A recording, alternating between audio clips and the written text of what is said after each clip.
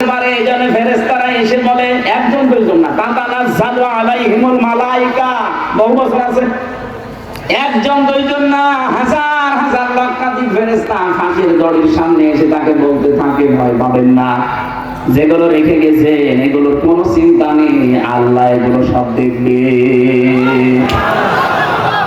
মনে হয় শাহিদিনের কাছে মালিক কানের কাছে ফেরেশতার কথা বলেছিল, নাই তো তার এই 3 ঘন্টা আগে 2 ঘন্টা ছিল না, ঘুম আসার কথা না। কথা বলে না কেন? এই মুসলিম দলটার উপরে আন্দাজে আকীদা ভালো না, এই দোষ চাপিয়ে দেন। আকীদা আপনার ভালো, আমার মনে হয় এখন যে অবস্থা আমরা এসে গেছে সমস্ত ছোটখাটো বিষয় নিয়ে সব বাদ দেওয়া দরকার। আরে ভাই, যারা মুজতাহিদ, যারা গবেষক, তারা যে কোনো একটা বিষয়ে গবেষণা করে যদি ঠিক হয় 2টা সওয়াব পাবে, ভুল হয় 1টা সওয়াব পাবে। আপনি জিজ্ঞেস করেন আলেমকে, যে কোনো বিষয় শরীয়তের মাসলা মাসাইল নিয়ে যদি গবেষণা করে যদি ভুলও হয় তা 1টা রাসূলুল্লাহ, আর যদি সঠিক হয় কয়টা? 2টা। আর আপনি তো কোনো চিন্তা ভাবনা করেন না। সাইয়্যিদ মাওলানা আবুল আলা মাওদুদী রাহমাতুল্লাহ আলাইহির নাম ধরে উল্টাপাল্টা কথা বলেন, জীবনে তার 5টা বই পড়ে লিখেছেন। 5টা বই যদি সঠিকভাবে আপনি পড়তেন, তার উপরে সমস্ত তহমতগুলো দিতেন না। আপনি তো ওই পর্যায়ে যেতে পারেননি। তাই এই জন্য আকীদার নাম তুলে যা করছেন, যে যে জায়গায় আছে তাকে ওই জায়গাগুলো কাজ করতে দেন। বাংলাদেশ জামাত ইসলামী অর্থনৈতিক ভাবে আল্লাহর ওলি, ছেলেরা আল্লাহর ওলি, লক্ষ কোটি কোটি টাকা এদের কাছে দিলে 4 আনা এদিক ওদিক হবে না। বাংলাদেশে অন্য কারোর কাছে দিয়ে দেখেন তো, কথা বলেন, আমাকে মানিয়ে বলছি, এটা বাস্তব না। ওলি খোঁজার জন্য চট্টগ্রামে যাওয়া লাগে। কথা বলেন,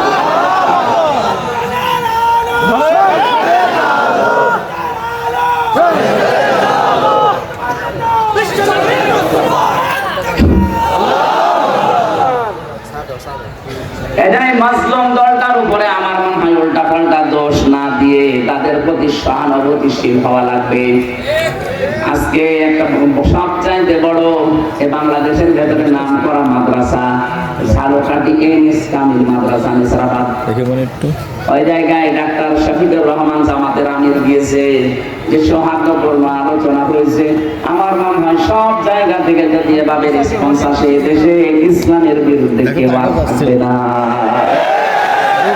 কওমি মাদ্রাসা হেফাজতে ইসলাম চরমনাই সহ ওনারা যে কাজগুলো করছে, ওনারা যে তালিমগুলো দিচ্ছে, ওই জায়গায় আমাদের যাওয়া সম্ভব না।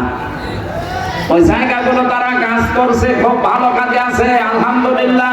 কিন্তু রাজনীতি, অর্থনীতি, দেশ পরিচালনা করার জন্য যে যোগ্যতাগুলো দরকার, শিবিরের লোক, জামাতের লোক যেভাবে অর্জন করেছে, আপনি ওই জায়গায় যেতে পারবেন না। আপনি বিসিএস ক্যাডার হতে পারবেন, এই লোকটা হতে পারবেন, অনার্স মাস্টার্স করেছে, বিসিএস পরীক্ষা দিয়ে যদি টিকে যায়, কালকে ওই এসপি হতে পারবে, এসপি এর পরে এসপি। আমি বিসিএস ক্যাডার হওয়ার জন্য আমি কোচিংও করেছিলাম, পরীক্ষাও দিয়েছিলাম। আমার লিখিত পরীক্ষায় পাস হওয়ার পরে ভাই ভাই যে দেখছে আমার 14 বংশ উল্টাপাল্টা, তখন আমার বাদ দিয়ে দিয়েছে। যদি দেখতো না এর বাবা যারা পালিয়েছে তাদের দলের সভাপতি, এই কথা বলছে না, যদি দেখতো এর দাদা ওই দলের সেক্রেটারি, বলতো ঠিক আছে সব মা আল্লাহ বলি আজকে থেকে এসপি, জিজ্ঞেস করেন 100 ভাগ বলতো। কারণ আমার সে যোগ্যতা ছিল না, তা না, লেখাপড়া করলে হয়ে যেতাম, আমাকে লাইন মতো উঠতে দেননি। এই 15.5 বছর এরকম বহু চেয়ারে দেশের বহু মানুষকে আপনি উঠতে দেননি। আপনি জালেম, আপনি মুসলিম। এজন্য অন্যান্য যারা আছেন কওমি মাদ্রাসা ভাই, আপনাদের আমরা আহ্বান জানাচ্ছি যে তালিমের জায়গাগুলো আছে, খুব ভালো ভালো কাজে আপনারা আছেন। খায়রুকুম মান তাআল্লামাল কুরআন ওয়া আল্লামা, কোরআন যে শেখে, কোরআন যে শেখায়, তার মতো উত্তম মানুষ নেই। এখন দেশের যে অবস্থা, জালেমদের এখনো পর্যন্ত নজর কিন্তু আছে। এই নজর থেকে মুক্ত হওয়ার জন্য আন্তর্জাতিক যে ষড়যন্ত্রগুলো চলছে, আপনার মাথায় ধরবে না, চিন্তা ভাবনা করা লাগে আলাদা। এখান থেকে বাঁচতে হলে আমার মনে হয় আকীদার প্রশ্ন তুলে মানুষকে আর দূরে সরানোর সময় নেই। বুকে টেনে নিন, কাছে আসেন, আগে ইসলামটা কায়েম হোক। কথা বলুন, ইসলামটা কায়েম হোক, এরপরে বলেন যে ভাই এই কাজটা ভুল হচ্ছে, এইটা শুধরিয়ে নেন, এইটা ঠিক করেন। তারা যা যা খেদমত করেছে, তার যে 50 বছরের যে খেদমত, আপনি 500 বছর পেলেও পারবেন না। কারণ 500 বছর আপনি 450 বছর ঘুমাবেন। কথা বলছেন? আর তার এই 50 বছরের হায়াতে আমার মনে হয় 30 বছর শুধু লিখেছে। আপনি টের পান কারে আন্দাজে কম ফতোয়া দেন। এই জন্য আহ্বান জানাচ্ছি, দেশটাকে শিরিক মুক্ত করা লাগবে। আমাদের বিশ্বাসে যাদের শিরিক আছে, জামাত ইসলামের এই গঠনতন্ত্রে বিশ্বাসে আকীদার শিরিক আছে, আপনি একটু দেখান তো যেটা শিরিক। বলেন বলেন। আমি নাম ধরে বলছি এই কারণে, কারণ এই মাসরুম দলটার উপরে আবহমান কাল থেকে এই দেশে একটা তহমত লাগিয়ে দিয়েছে আন্দাজে। কেউ যেন এই অবিচার করে তাদের উপরে তহমতটা দিয়ে নিজের গোনার পাল্লা ভারী করবেন না। নিজের চিন্তায় তো নিতে পারছি না। কথা বলবেন না।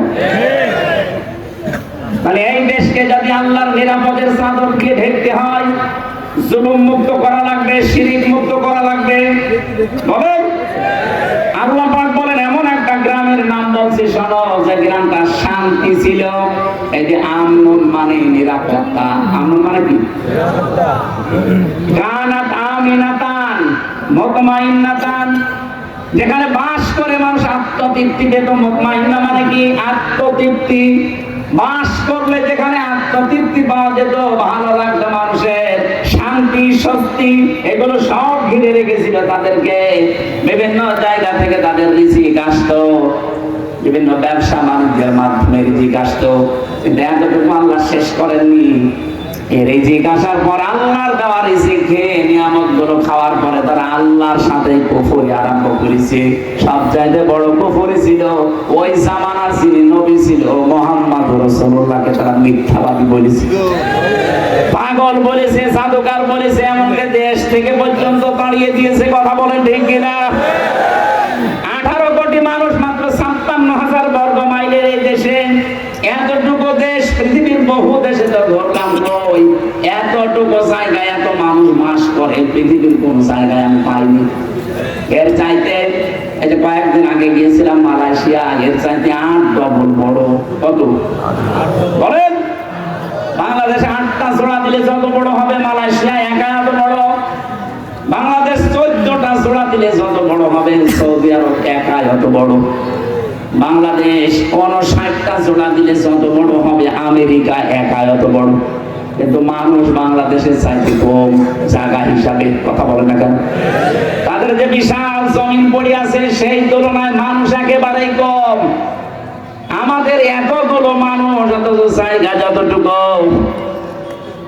আল্লাহ পাক বলেন বিভিন্ন জায়গা থেকে তোদের রিজিকের ব্যবস্থা গুলো করছিলাম, কি হয়েছে তোদের? আমার নিয়ামত গুলো তোরা উল্টিয়ে দিতে আরম্ভ করলি।